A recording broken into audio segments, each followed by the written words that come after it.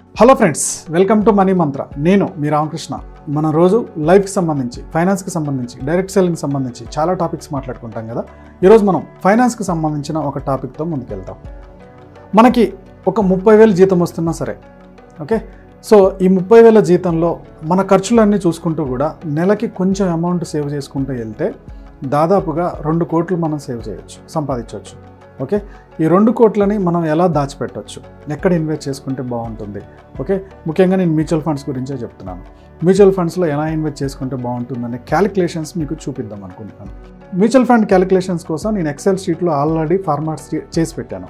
ఆ ఫార్మాట్ మీకు అర్థం కావాలంటే ఫస్ట్ మ్యూచువల్ ఫండ్ని ఎలా క్యాలిక్యులేట్ చేయాలో ఒకసారి చూద్దాం. ఫైనాన్స్కి సంబంధించి ఎలాంటి ఇన్ఫర్మేషన్ తెలుసుకోవాలనుకున్నా, డైరెక్ట్ సెల్లింగ్ బిజినెస్ గురించి ఎలాంటి ఇన్ఫర్మేషన్ తెలుసుకోవాలనుకున్నా, డిస్క్రిప్షన్లో మా వాట్సాప్ గ్రూప్ లింక్ ఇస్తున్నాను. అందులో లాగిన్ అయిపోయి మీకు కావాల్సిన ఇన్ఫర్మేషన్ మాకు వాట్సాప్ చేయొచ్చు.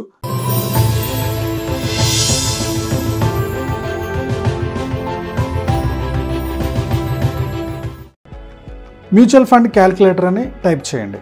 ఓకే, మీకు ఎస్బీఐ మ్యూచువల్ ఫండ్ క్యాలిక్యులేటర్ దొరుకుతుంది, లేదంటే grow app mutual fund calculator కూడా దొరుకుతుంది.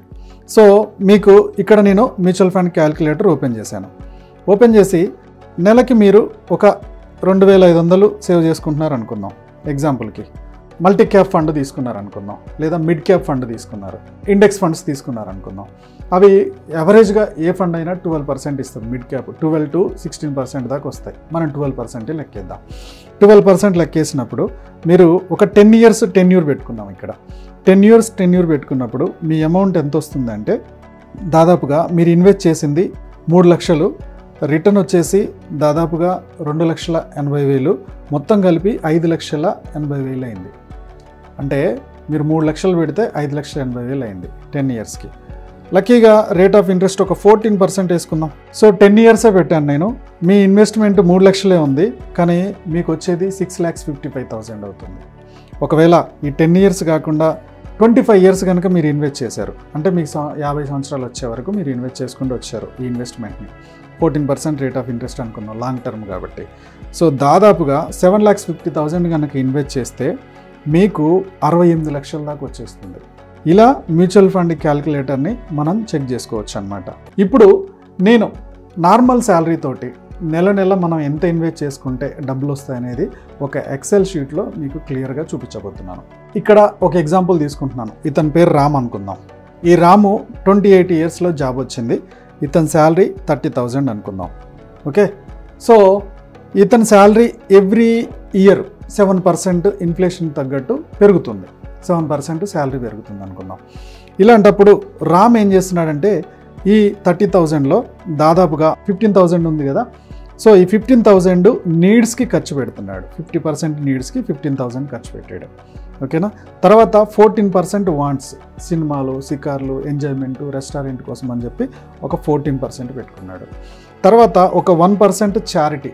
ఓకే, సో ఏదైనా టెంపుల్లోనో ఎక్కడైనా ఆశ్రమానికి ఒక 1% అంటే ఒక 300 రూపీస్ పెట్టాడు అనమాట. సో దాదాపుగా అతని శాలరీలో 35% అంటే ఇతనికి ఇంకా పెళ్లి కాలేదు. ఓకేనా, 28 years జాబ్ అప్పుడే వచ్చింది. ఇలా 35% అతను ఇన్వెస్ట్మెంట్ స్టార్ట్ చేశాడు అనుకుందాం. సో 10,500 ఇన్వెస్ట్మెంట్ స్టార్ట్ చేశాడు ఇతను. ఓకేనా, సో 10,500 ఇన్వెస్ట్మెంట్ స్టార్ట్ చేసినప్పుడు దాదాపుగా ఇది ప్రతి నెల చేశాడు. ఫస్ట్ ఇయర్లో ఇలా అయిపోయింది.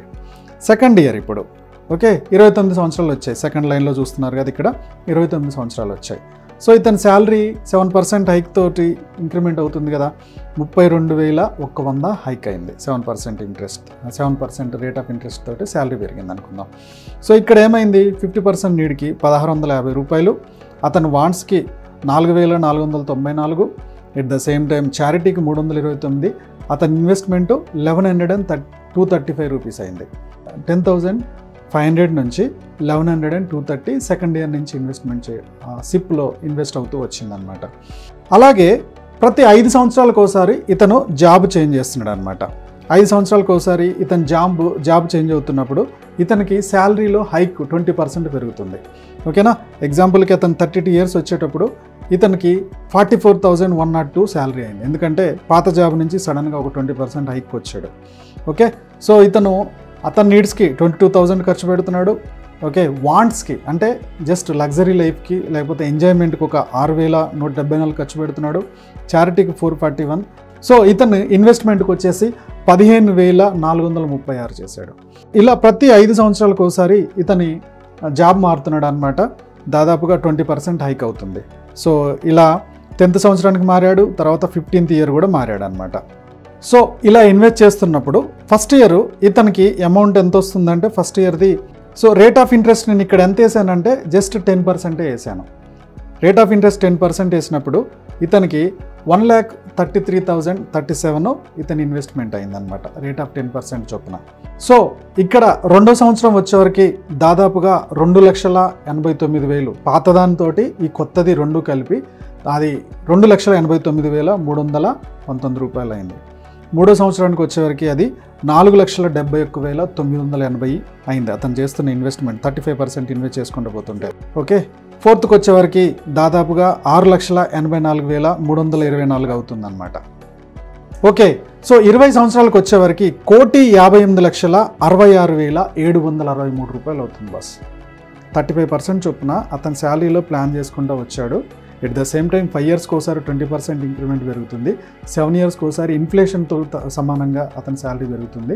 ఇలా కాకుండా రేట్ ఆఫ్ ఇంట్రెస్ట్ ఒకవేళ 12% వచ్చింది అనుకుందాం. ఓకే, రేట్ ఆఫ్ ఇంట్రెస్ట్ 12% వచ్చినప్పుడు 1,96,6,103 రూపాయలు అవుతుంది. ఓకే, సో 1,96,6,103 రూపాయలు. ఇన్ కేస్ ఇతను కనుక రేట్ ఆఫ్ ఇంట్రెస్ట్ ఇతనికి 15% వచ్చింది అనుకుందాం. సేమ్ అదే ఉంది ఇన్వెస్ట్ చేసింది, 2,75,65,549 రూపాయలు అవుతుంది బస్. 2,75,65,549. స్టార్టింగ్ శాలరీ ఎంత? 30,000. సో 35% ఇన్వెస్ట్ చేసుకుంటూ వచ్చాడు. ఎవ్రీ ఇయర్ ఇన్ఫ్లేషన్ పెరుగుతుంది, ఆ వచ్చిన ఇన్ఫ్లేషన్ తగ్గట్టు ఇతను కూడా సిప్లో ఇంక్రిమెంట్ చేసుకుంటూ వచ్చాడు. 5 ఇయర్స్కి ఒకసారి జాబ్ మారుతూ వచ్చాడు. ఓకేనా, 20% హైక్ అయింది. వచ్చిన దాంట్లో 35% పెట్టుకుని వెళ్ళాడు. అతనికి ఇంక్రిమెంట్ అవుతున్న దాంట్లో 35% పెట్టుకుని వెళ్తే ఒకవేళ 10% అయితే 1,56,00,000, ఒకవేళ 12% ఇంట్రెస్ట్తో వస్తే 1,96,00,000, ఒకవేళ 15% తీసుకుంటే 2,75,00,000. ఫ్రెండ్స్, మీరు కూడా మ్యూచువల్ ఫండ్ క్యాలిక్యులేటర్ చూసుకోండి.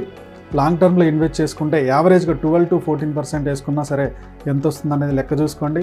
సో ఇన్వెస్ట్మెంట్ తొందరగా స్టార్ట్ చేసుకోండి.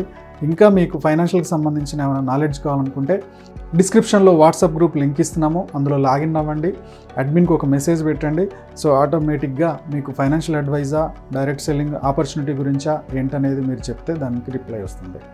ఓకే ఫ్రెండ్స్, ఈ క్యాలిక్యులేషన్స్ మీకు అర్థమే అనుకుంటున్నాను. ఈ టాపిక్ నచ్చినట్టయితే లైక్ చేయండి, కామెంట్ చేయండి, షేర్ చేయండి. మా యూట్యూబ్ ఛానల్ చూస్తున్న మా వ్యూవర్స్, మా సబ్స్క్రైబర్స్ లైఫ్లో ఎప్పుడు కూడా గొప్పగా స్థిరపడాలని కోరుకోవడంలో మా మనీ మంత్రం ముందుంటుంది. Go self made.